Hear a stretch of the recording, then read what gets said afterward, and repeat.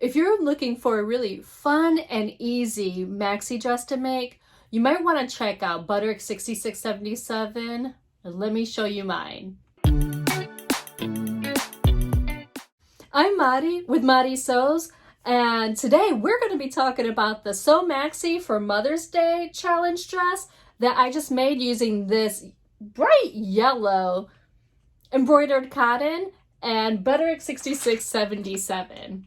What really drew me to this pattern was the nice tiered skirt with the little ruffle bottom down here at the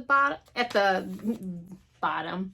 And also the fact that it had this really cute little flounce. I've been really kind of into these extra ruffle details.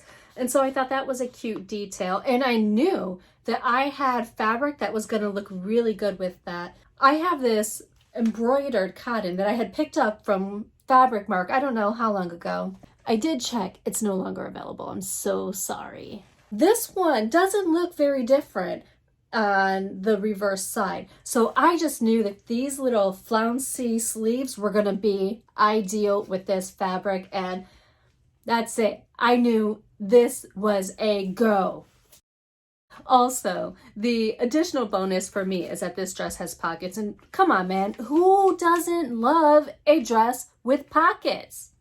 I mean, well, maybe if it's like a skin tight dress and you don't want the pockets because, you know, it's gonna show underneath, but for this, pockets required.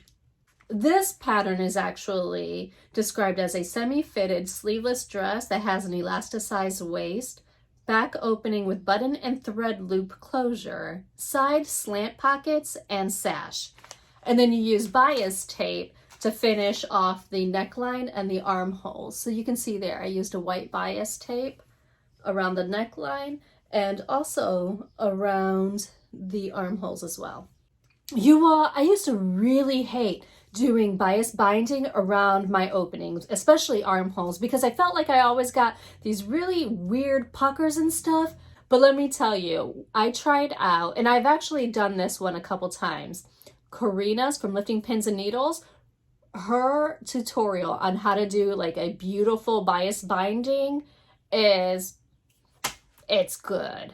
It requires you to really slow down and go through a bunch of extra steps, but the end result is beautiful. So if you're like me and you're like, I can't stand putting in bias binding, definitely go and check her video out on that. I found this pattern pretty easy to put together. I cut a size 18 up at the top. I graded to a 20 around the bust and then a 22 at the hips. And then I cut a 22-inch skirt piece right here. For the flounce, it's really interesting because there's not any seam lines there for you to actually sew the flounce into. So what it calls for you to do is to construct the entire flounce, hem both sides of those curves.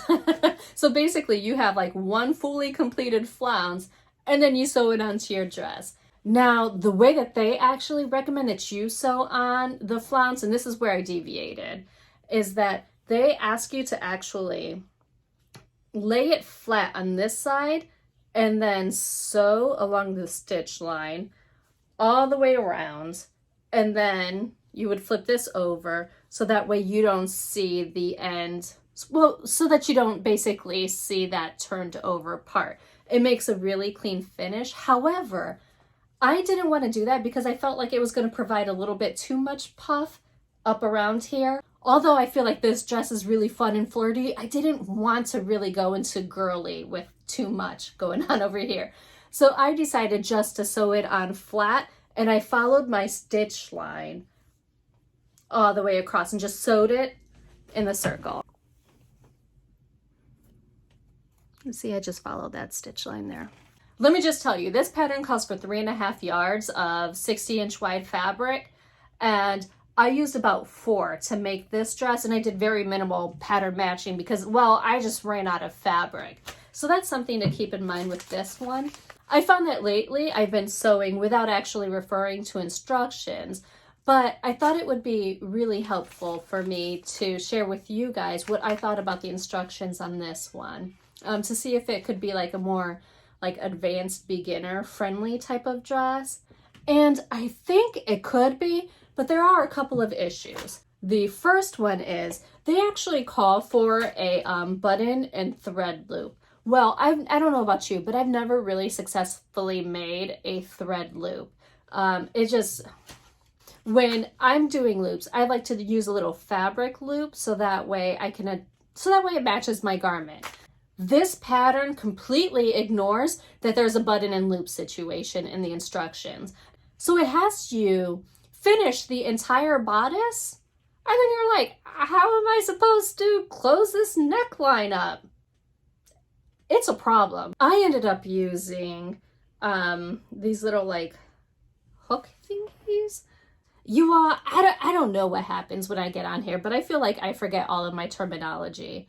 But yeah, I basically sewed on these little hook things to close up the back of my dress. It works fine, but really, had I not been following the instructions for the bodice, I would have constructed the top in a bit of a different way. So that way I could have had an enclosed fabric loop in my actual binding at the top instead of sitting here trying to figure out how to do it after my bodice is completed.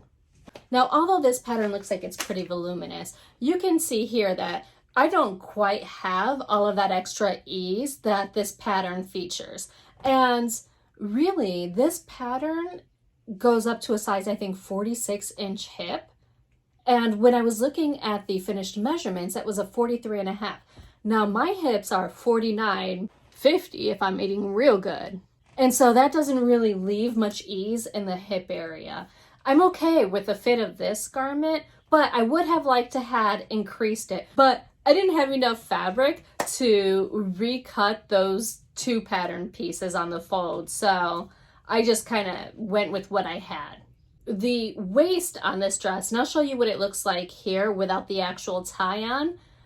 The pattern actually calls for you to sew the top of your skirt onto your bodice using a 5/8 seam allowance, and then after you've done that, you turn it up and you sew along that top there, creating a casing, and then you slide in 1/4-inch elastic into that. It was a really easy process, and actually, I don't mind how this dress looks without the fabric tie, so I decided not to attach my fabric tie, like I said I would start doing, because I'm tired of them falling on the floor in my closet. I didn't attach it because I wanted the option to wear my dress without it. With the exception of the back closure, I think this pattern came together really well, and I do think that an advanced beginner with some hooks and eyes? Yeah, I think that's what it's called, a hook and eye. I do think that an advanced beginner who has some hook and eyes in their stash would be able to put this together nicely as well. Let me tell you all, I am so ecstatic that I have this dress. It feels so bright and fun. And it honestly, isn't it amazing when you make something and it feels like a total mood lifter? That's this thing with this bright yellow. It's love. I will say the fabric itself is a little on the sheer side, and so I will sew up a little slip for myself so that way I could wear it to work if I decided. While we're talking about work, you know, it's really funny because one of my colleagues was like, Mari, wow, like I don't know anyone else who really gets ready for work the way you do. Right now, we're all working virtually, so we're working from home, right? What they don't know is that I don't get ready for them. I get ready for you all. But I'm not gonna let them know all that. I mean, unless they're watching this video. But, for real, I'm just gonna let them think that I'm this fabulous all the time.